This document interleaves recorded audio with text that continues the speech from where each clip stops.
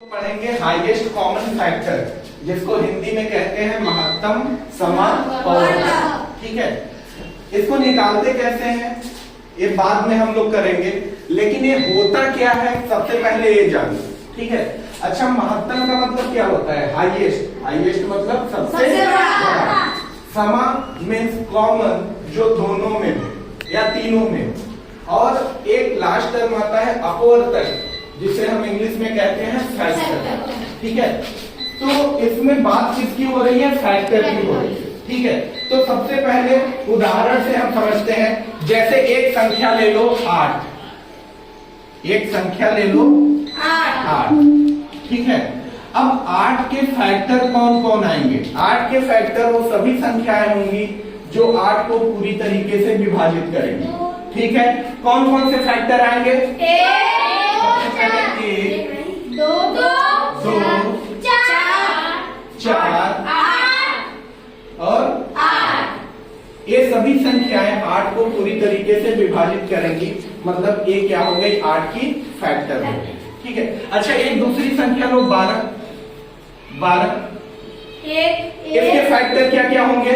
1, 2, 3, 4, 6,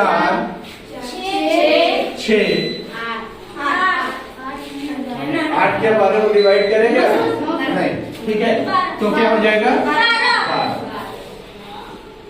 ठीक है, अगला स्टेप। अब इन सब में देखो कि कॉमन फैक्टर कौन कौन है।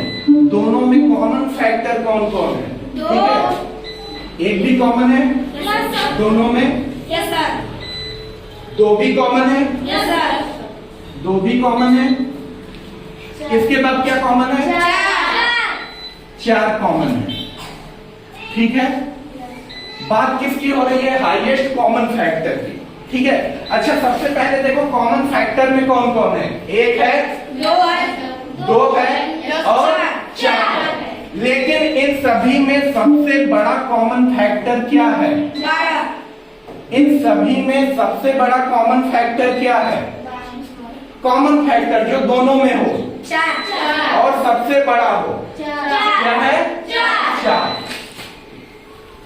तो ये जो 4 होगा, 8 और 12 का क्या होगा? हाईएस्ट कॉमन फैक्टर होगा, HCF या फिर महत्तम समापवर्तक। ठीक है, अब इसको निकाल